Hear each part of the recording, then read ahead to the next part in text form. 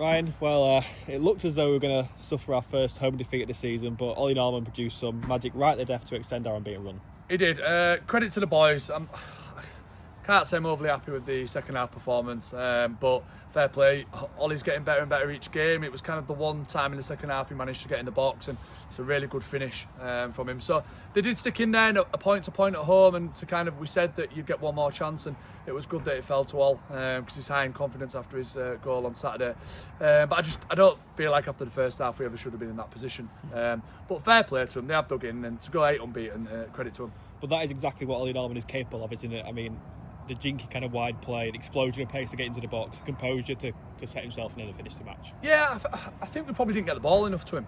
In the first half, we got loads of ball because we played on the front foot, we played in their half, the full-backs were joining in, and then second half we kind of seemed to come away from that, which I'm not overly sure why. So we probably didn't get the ball enough to Ollie and OJ enough in the second half.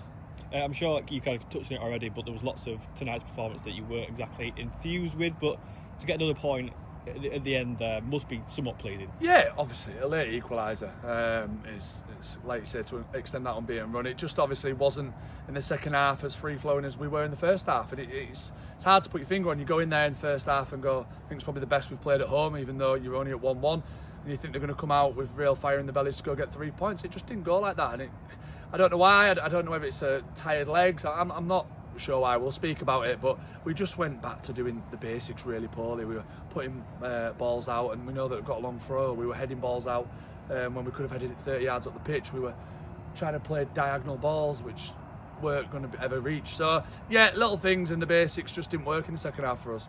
Yeah, just on that second half, it was kind of literally from the kickoff, wasn't it? It all went wrong from that moment. Yeah, it went. We kind of said, come out on the front foot. We think there's probably 3 points here for you if you really kind of put your foot down on it like we did in the first half, and then obviously from the centre we go make 3 bad decisions and nearly score, and then we never kind of seem to get out of that little rut that we got ourselves in.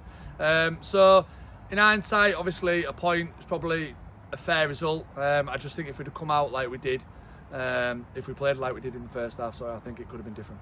Our first goal, again, Ollie the provider this time, great header from Shep as well. Yeah, look, the set pieces seem to be working for us at the moment, and we've got to keep doing them, and we've scored from 2-2 now, and like you say, it was a really good ball in from Ollie. Shep made that kind of late run from the midfield, and it's a good header. He gets good contact in it. Keeper got a finger to it, but he was never going to stop it. The penalty for Albion's box in the second half, bit of a weird one, as everyone just kind of left it. So that was strange, but also some people have said it could have been outside. Obviously we can't see from where we are, but it could have been outside. Yeah, I mean we're quite far away, so definitely a foul. Sure. It was definitely a foul. It was a kind of a rush of blood from Callum. Obviously he's been absolutely brilliant. He's been immense, and sometimes it's hard being a defender because you make that kind of rush of blood and it leads to a penalty. But yeah, it was kind of a yours, mine, leave it moment. No one took charge, which is again something that we've spoke about. That I know we are young, but they need to try and step up now, especially when we're defending. We need to organise better, and that was a classic case. We kind of no one took charge, and they've gone and got a penalty, and obviously Nathan Cartman don't miss many penalties, so that was disappointing to go 2-1. You probably think the game's done, to be honest, but then we made a few subs, we made a few tactical changes, and like you say, we got a little bit higher up the pitch and we managed to get an equaliser. Still created a big couple of chances in that second half. Shep blazing over after Des pulled back, and then Ollie flicking just wide when Shep played him clean through. Yeah, I think if we go 2-1 up in the game, we'd probably go on to win it.